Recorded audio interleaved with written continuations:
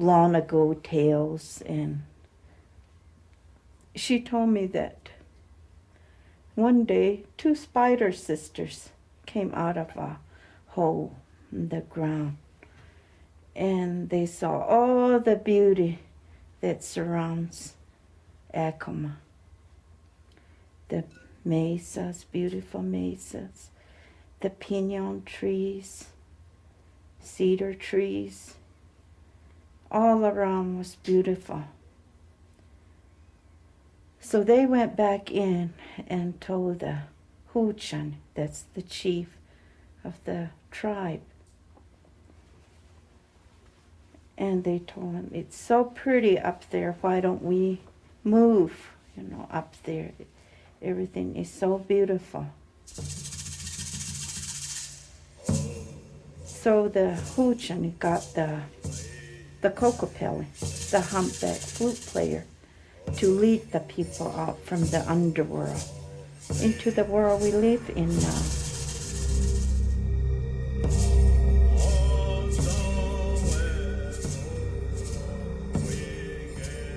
When people found a place they wanted to settle, they of course could not do it just by themselves. They always had to talk to other animals. They had to talk to the rainbow. They had to talk to the water spider and say, how does this feel to you? Does this feel like we've arrived at some place where the energies are swirling? Floating on new tides.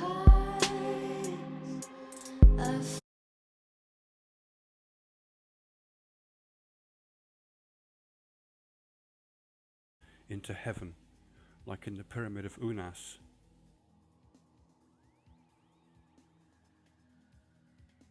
In the 18th dynasty, the pharaoh Akhenaten destroyed the old system of gods in Egypt, along with the original commemorative intention of the spells associated with immortality, and established the first recognized monotheistic religion dedicated to the Aten.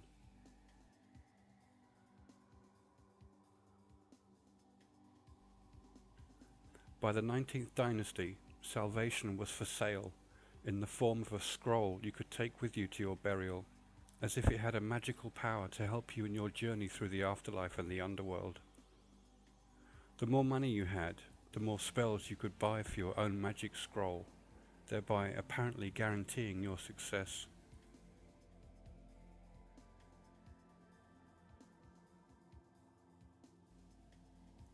In this first scene, we see the deceased holding hands with the jackal-headed god Anubis, god of embalming.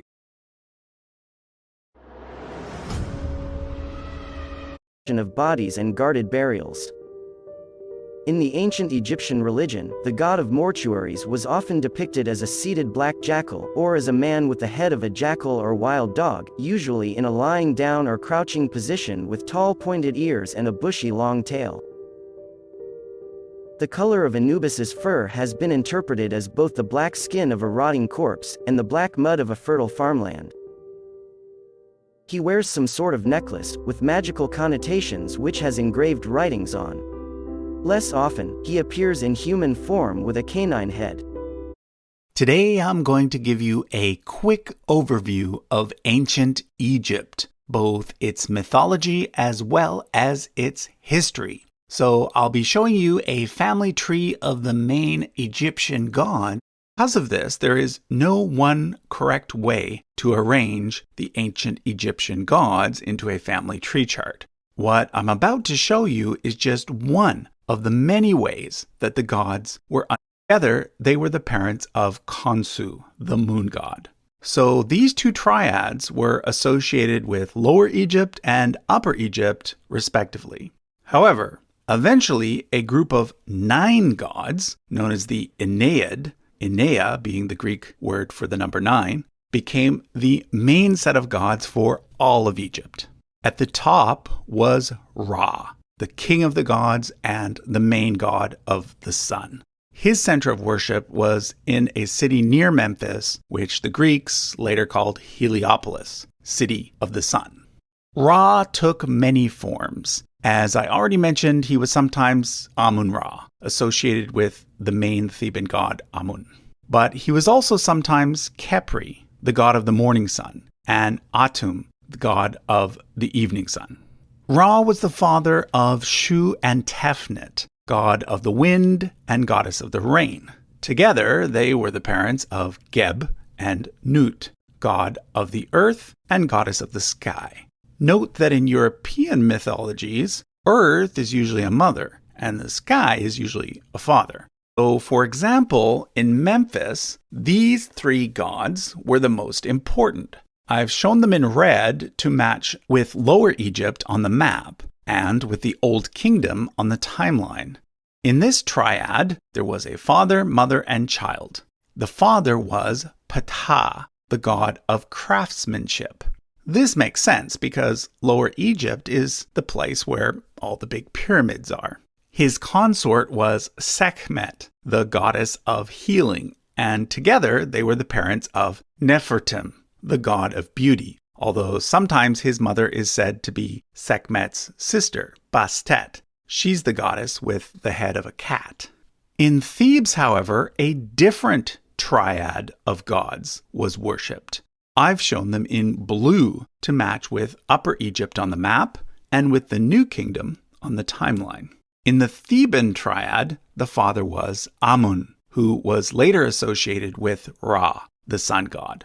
His consort was the great mother Mut, and together they were the parents of Khonsu, the moon god. So these two triads were associated with Lower Egypt and Upper Egypt, respectively. However, eventually a group of 9 gods, known as the Ennead, Enea being the hundreds of them, and usually they represent 2 or 3 sounds grouped together, or sometimes even an entire word, like the examples shown here.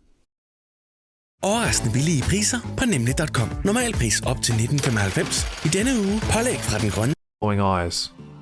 Night falls over Egypt and torches are lit. A small cat slowly creeps through the shadows and the torch's flames are reflected in its eyes. They look like they are glowing. The furious Egyptian mob is rapidly closing in. They saw this. A Roman soldier runs for his life. Moments ago, whilst on patrol, he caused civil outrage. He does something that was completely unacceptable in Egypt. A furious Egyptian mob is rapidly closing in. They saw this despicable act and hunt him down.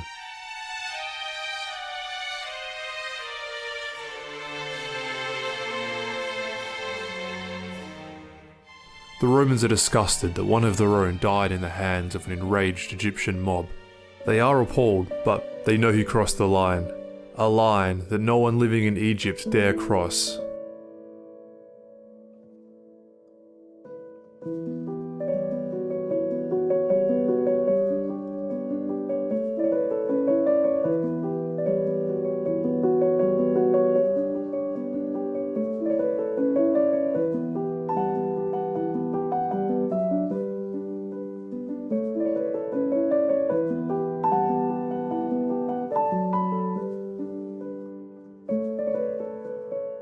To the Egyptians, this represented one of their most popular gods. Bastet, the cat goddess of fertility, motherhood, and protection of the home. You might know Bastet in her more recognizable cat-headed female form, but the statue before us was actually the most common way Bastet was depicted. This, however, wasn't always the case. Bastet went through a dramatic transformation 3,000 years ago, almost entirely out of necessity. She was originally a lion goddess. She had the head of a lioness and the body of a woman. The Egyptians recognized lions for their authority and ferocity, a deadly threat. They were respected through fear.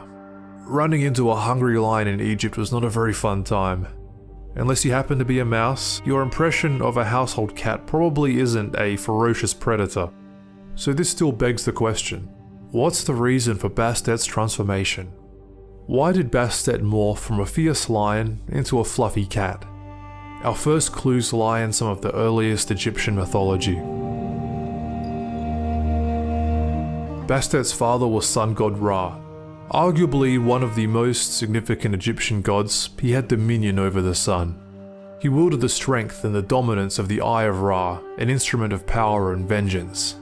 This was a symbol Bastet was commonly associated with before her transformation. Bastet also had a look-alike lioness sister called Sekhmet. Sekhmet was a vicious warrior goddess who was said to have come to Earth on occasion to eradicate the planet of her enemies. The sisters looked virtually identical, but there was some serious differences between Bastet and Sekhmet. Compared to her warrior sister, Bastet was seen as a more passive, benevolent goddess. The fear and aggression Sekhmet inspired began to create a rift between the perception of the two sisters. Both of their unique qualities slowly developed, their differences exacerbated over time. Sekhmet became more combative and Bastet became calmer. From the director of In Bruges and 3 Billboards comes a new black comedy. I've heard it's a barrel of feckin' laughs. It's brilliant, magnificent, hilarious, 5 stars. I best go see what all this is feckin' about. The Banshees of Inisherin.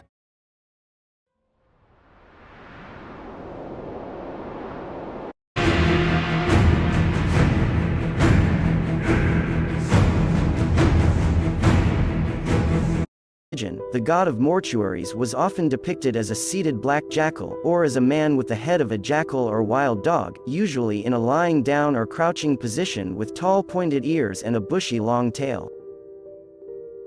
The color of Anubis's fur has been interpreted as both the black skin of a rotting corpse and the black mud of a fertile farmland. He wears some sort of necklace with magical connotations which has engraved writings on. Less often, he appears in human form with a canine head. A peculiar symbol of Anubis in the context of mortuary deity is the Imyat fetish, which in ancient times was identified with a certain primordial god. This object consists of the stuffed skin of a beheaded animal, dripping blood and tied by its tail to a pole, which rests in a pot. Anubis is also referred as Anpu, or Inpu, which roots of the name means royal child in the ancient Egyptian language. Inpu has the root of a word which literally means decay. These were the former names of this god, before the Greeks arrive in Egypt and change them into Anubis. The parentage of Anubis is quite confused, but the most popular notion seems to place him in the Old Kingdom as a son of Ra and Nephthys.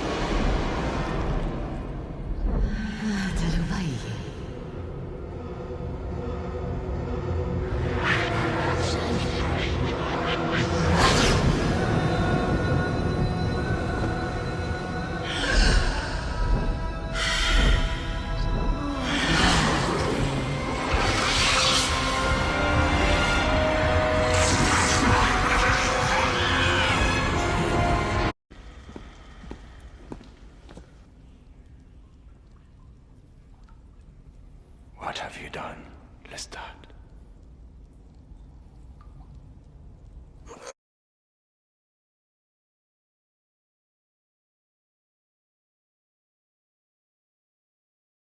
You were sorely missed at council. There are other demands on my time, as you know. Ah, I see. I hope you enjoyed your little moonlit ride. I was out patrolling. You would disobey. I told you to stay within these walls. You risk too much for a father to ignore. You will leave the wolves to the death dealers. And why, Father, is my risk any greater than theirs? They are not my daughters. And they are not council. Victor was not the first of our kind, as you were led to believe. He was certain that Victor never conspired against Marcus. Fear. He was warned that should Marcus ever be killed, All those in his bloodline would follow him to the grave. So in Victor's mind, William's death would mean the end for all Lycans, his slaves. Yes. Yes, a clever deception, but one Victor was hardly willing to put to the test. And so Marcus was protected at all costs.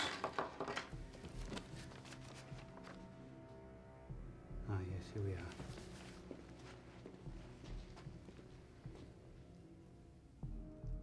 Vampires? Mortals.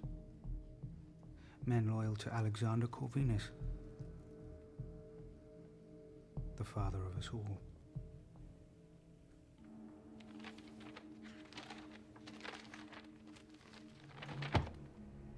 What's this? You should know. It's William's prison. The prison your father was commissioned to build.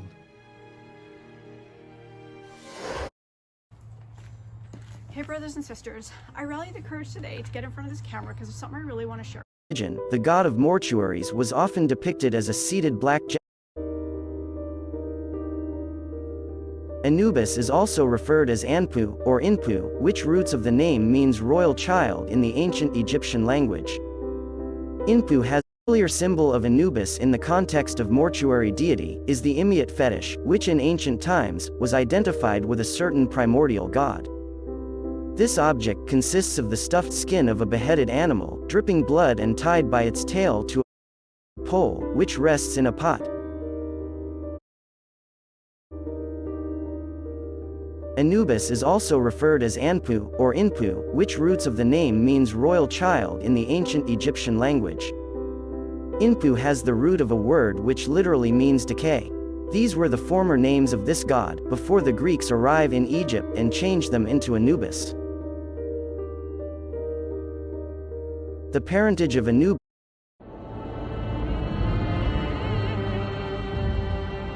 different. Better.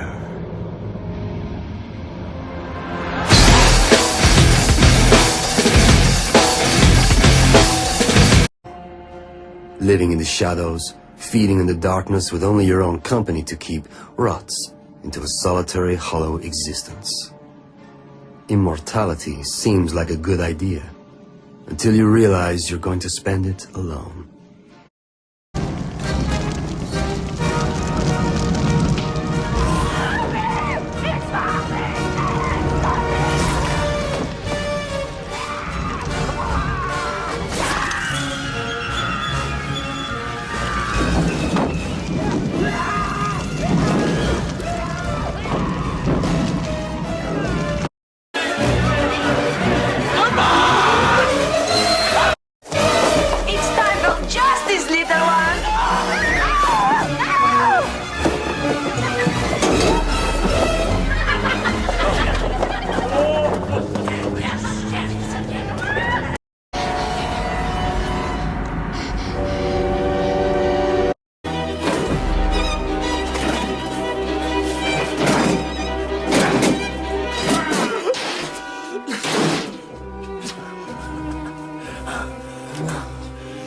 Where's Claudia?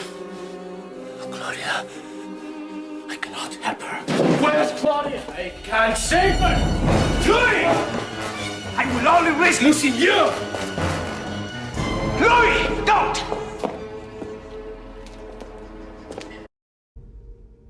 Are you lying to me? There are many things that I have done against your will, but he is a Lycan.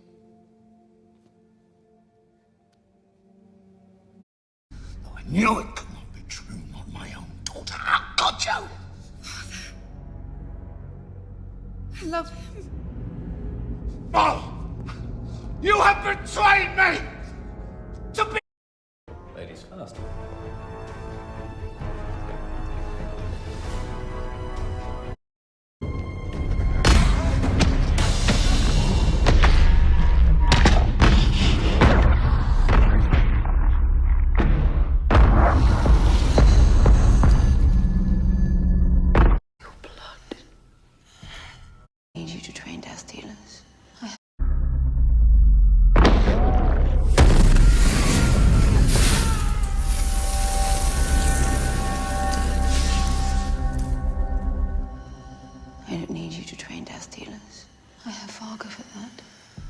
All that I need to rule this covenant and the march of the Lycans is your blood.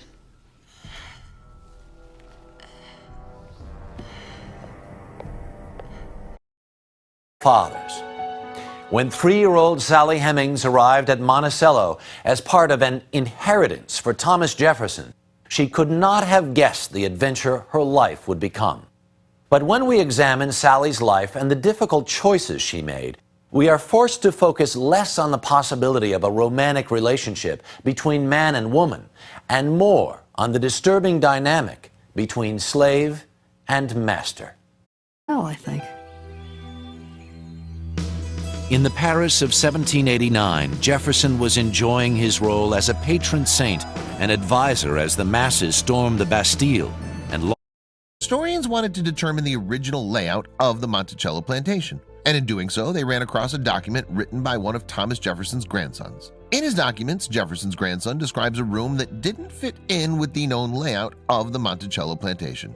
He described a room in the south wing of the former plantation house. At first, archaeologists were skeptical about the information, but Jr. would write about something like this if it wasn't true. In 2017, archaeologists conducted excavations as part of a restoration effort for the Monticello plantation. What they discovered seemed to support the rumors that have been swirling around our third president's legacy for centuries. This time around, they were aware of what Jefferson's grandson had written about in his diary. As they worked to uncover the original layout of the Monticello South Wing, they finally discovered what Jefferson's grandson had referred to in his diary. It had gone unnoticed for years, which was surprising given its location. Oddly, it was in the very place that had been renovated over and over, behind the bathroom. Knocking down the men's bathroom, which had been uneventfully renovated several times by now, the team discovered a small room they were not aware of before, other than the reference in Jefferson's grandson's writings. The room had been sealed off and hidden from plain sight for hundreds of years. The room was about 15 feet by 13 feet. It had a large brick oven in the middle and no windows. But what raised historians' eyebrows the most about the room was its location within the large house.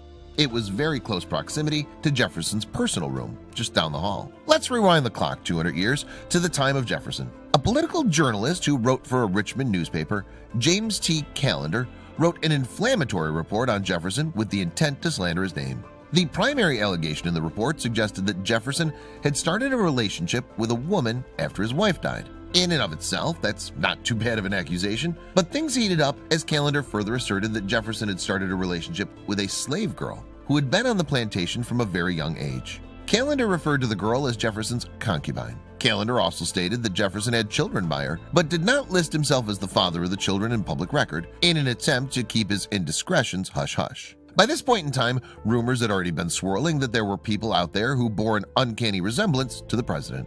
Was it possible that Jefferson's slave bore children in this small windowless room in the house, hidden from the rest of the world? Historians believe this is a distinct possibility. If so, who is this mysterious woman, the mother of the Founding Fathers' children? Did this room prove Callender right? There were other contemporaries during Jefferson's time that A new chapter has recently been added to the story of one of America's most historic leaders. Jeffrey Brown visits Thomas Jefferson's home and explains how a visit through the past public historian of slavery and African American life. We as Americans don't address some of the more complex issues of slavery, of sex, of power, of ownership. And that is what is really interesting about Sally Hemings and her story. We want people to see now that Sally Hemings is a real person and that she had a real legacy. Monticello, built between 1768 and 1808 in Charlottesville, Virginia, was home to Jefferson, third President of the United States, writer of the Declaration of Independence, Enlightenment thinker, and slave owner of more than 600 people. In 1806, visitors have long come to see and admire his mansion and its many wonders. The first tour to focus on the enslaved people here only began in 1993. But over the last several decades, Monticello has slowly expanded the story beyond Jefferson through research and archaeological work to include the vast majority of those who lived and worked here. At a site about a half-mile from the main house, students in a summer program dug trenches, sifted dirt, and found ceramics, nails, and other artifacts of slave life. Fraser Neiman is Monticello's director of archaeology. It's kind of the undeniable physical remains of the people who were the vast majority of residents. You know, they didn't leave behind the tens of thousands of letters that Jefferson did, but they did leave behind thousands of pieces of trash and artifacts that we can begin to learn a little bit more about. The restoration of Mulberry Row, beginning in 2011, opened a window onto the workplaces and houses of enslaved artisans and domestic workers. Monticello is a microcosm of the American story, right? How willing have the American people been to acknowledge slavery as their history and not someone else's history? Leslie Green Bowman is president of the Thomas Jefferson Foundation, which owns and operates Monticello. In 2000, Monticello published a report on DNA and other evidence of Jefferson's paternity of Heming's 6 children, 4 of whom survived to adulthood. That and work by leading scholars helped bring public acceptance. Some doubters remain, but experts and Monticello itself now consider this a settled matter. Hej, jeg hedder Mark, og jeg kommer fra First Aid. Og i dag skal vi se på det her skab. Det er et Nordic K15-skab. Et indendørs hjertestarterskab. Og det unikke ved den her model, det er, at det passer til alle hjertestarter på det danske marked. Modellen er lavet i plastik, slagfast, så den er super robust, og det vejer kun 2,5 kilo. Det er super fedt, at skabet ikke er særlig dybt, men alligevel rummeligt indvendigt. Nu har vi placeret en Mediana A15 hjertestarter inde i skabet, og der er rigtig god plads rundt om. Oppe i toppen, der har du ligesom en lille bøjle, hvor man kan hænge hjertestarteren på, så den altid er synlig for forbipasserende. Og det gør jo også, når I er på kontoret, eller i opgangen, eller hvor I nu skal placere det her skab, så kan I altid holde øje med statusindikatoren inde i hjertestarteren.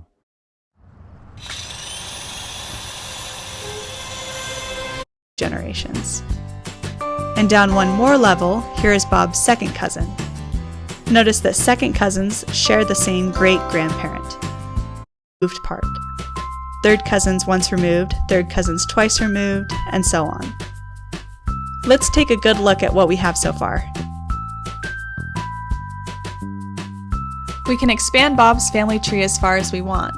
However, unless Bob is an avid genealogist, he probably doesn't know much past his grandparents. Bob probably only knows and keeps in contact with a few of his cousins. At some point, cousins up here probably aren't alive anymore, and cousins down here haven't been born yet. But many cousins out here are probably alive and well. Bob just doesn't know who they are. Or does he?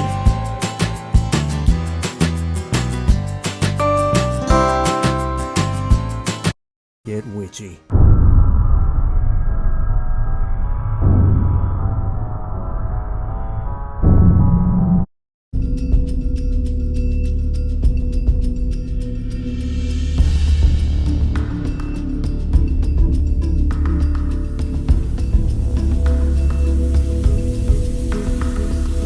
Confession time. I've been putting off this video for quite a while. If you're new to the channel, it's been over a year since I questioned. They claim that Tituba clearly simply wanted to escape, so I'm going to leave the interpretation up to you. You can find the full record of Tituba's day one confession in the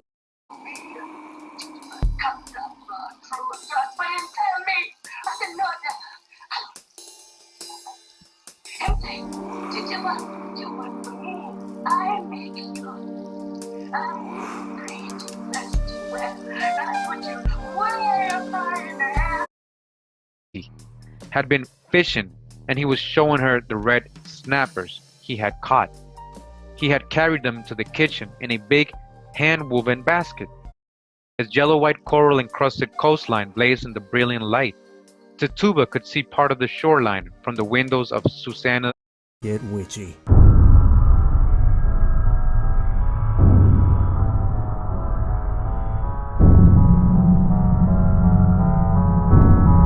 Conversation altogether. Now, there are some interesting reasons for this historical revision, and I'll definitely get into them, but let's start off by looking at what we know for certain about Tituba. In this video, I'm starting off what will likely be a very, very long series. In a textbook example of biting off way more than I can chew, I am endeavoring to examine all of the important players in the Salem witch trials. But why start easy? Let's instead look at possibly the least understood of the central figures in the Salem witch trials, Tituba or Tituba or Tituba. I've heard it a bunch of different ways. I'm gonna go with Tituba. Now I'm sad to say that even in Salem, this particular person is often misrepresented or excluded from the conversation altogether. Now there are some interesting reasons for this historical revision, and I'll definitely get into them, but let's start off by looking at what we know for certain about Tituba. Tituba is believed to have hailed originally from the West Indies, most likely Barbados. Now right up front, you should notice a lot of ambiguity in what I just said. Let me just state here at the outset that there are tons of conflicting accounts about Tituba. I'll do my best to navigate them, but I might screw it up. Anyway, she sailed from Barbados to the continental US with Samuel Parris in 1680. Now before that year, we don't really know much about her.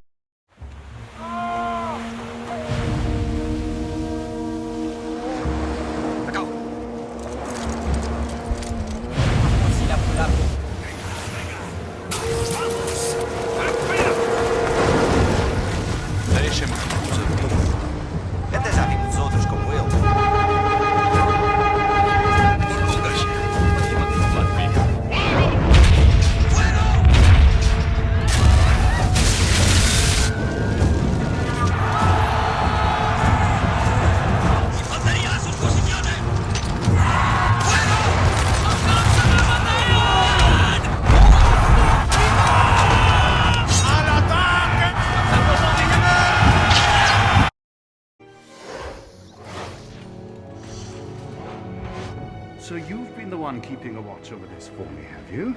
I've been searching everywhere for this, my darling.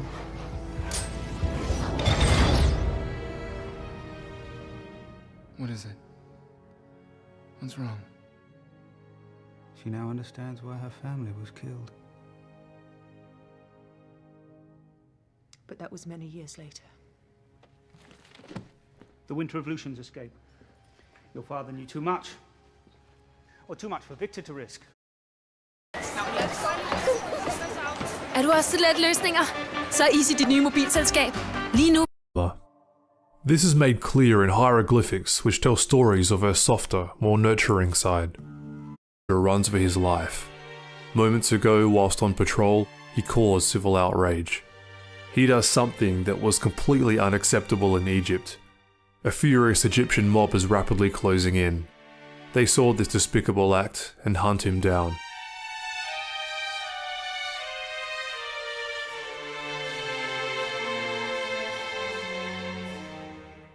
The Romans are disgusted that one of their own died in the hands of an enraged Egyptian mob. They are appalled, but they know he crossed the line. A line that no one living in Egypt dare cross.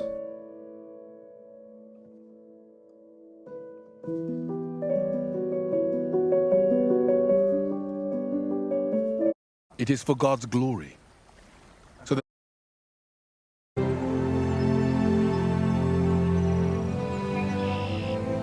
believest thou this? Whatsoever thou wilt ask of God. it is for God's glory. Who now lay ill was the same one who poured perfume on the Lord and wiped his feet with her hair.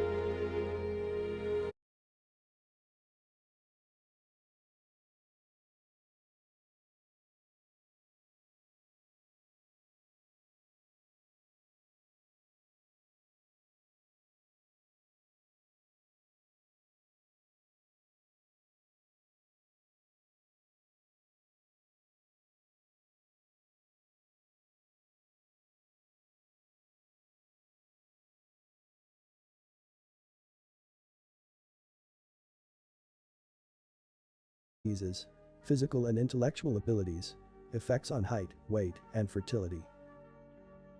As a result, the infant mortality rate increased, making it difficult to leave offspring. Consanguineous marriages have a variety of effects. For example, it can lead to hereditary diseases, physical and intellectual abilities, effects on height, weight, and fertility. As a result, the infant mortality rate increased, making it difficult to leave offspring. In fact, the infant mortality rate within the Habsburg family was very high. Of the 34 children, Born between 1527 and 1661, 10 died before the age of 1, and 17 died before the age of 10. The Habsburg infant mortality rate was higher than the infant mortality rate in rural Spain at the time. The effects of inbreeding depression have been observed in the survival of the children of the Habsburg kings. But what was Constantine's goal? Was he trying to change Jesus? Or was he trying to replace him? To answer this question, Simca now looks into the plans Constantine made for his own funeral. Well, he was actually buried in Constantinople in the Church of the Holy Apostles, which no longer exists. It was reported that he was buried with the 12 apostles surrounding him. So Constantine prepares his burial by creating a real coffin for himself. Right. And then these pretend coffins for the other disciples. Right. If you take Jesus' place, one way to interpret it is that I am Jesus. Well, you could see it that way.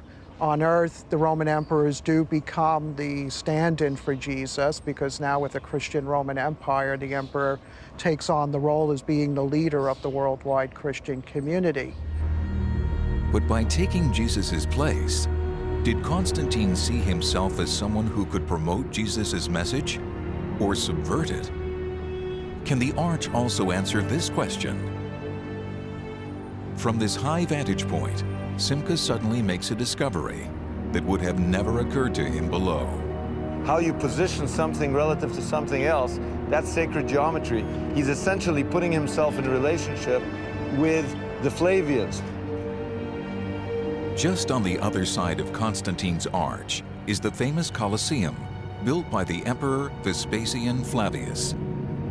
Across on the left is a triumphal arch built by the same emperor's son, Titus Flavius. And in the center, where there is now a circular depression in the grass, once stood a giant fountain built by Vespasian's other son, Domitian Flavius, one of the greatest persecutors of early Christianity. Why would Constantine want to associate himself so intimately with the Emperor Vespasian Flavius?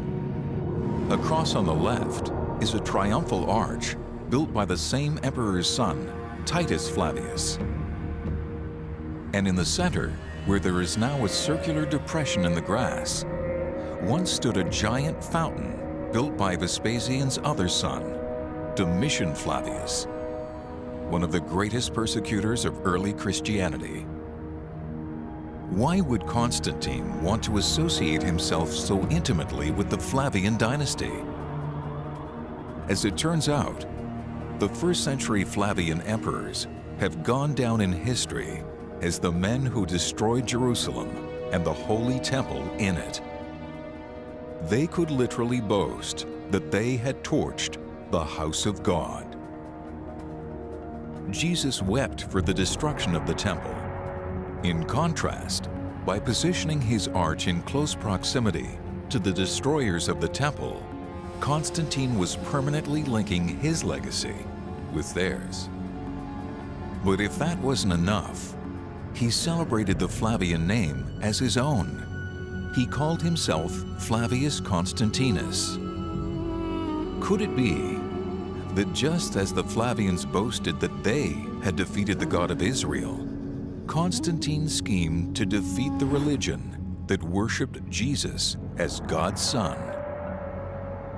But as we have seen, Constantine was going to do it not by oppressing Christianity, but by adopting it. Not by defeating it, but by defining it. He would out-Flavian the Flavians. He wouldn't fight people, he would fight their ideas. He would defeat Jesus by transforming him from a crucified Judean rebel into a Roman emperor. For 1,500 years, people accepted the story that Constantine was a true Christian, that he had a vision of the cross, and that he converted a pagan Roman Empire to Christianity. But our investigation has revealed another story, one that isn't particularly Christian. We're not the first. Other investigators have noticed discrepancies in Constantine's character. But they concluded that maybe he wasn't religious. Maybe he was just pragmatic. But maybe he was religious after all. Not in a Christian sense, but in a pagan sense. It seems that he put his faith in the sun. He believed in the Son's only begotten Son, himself.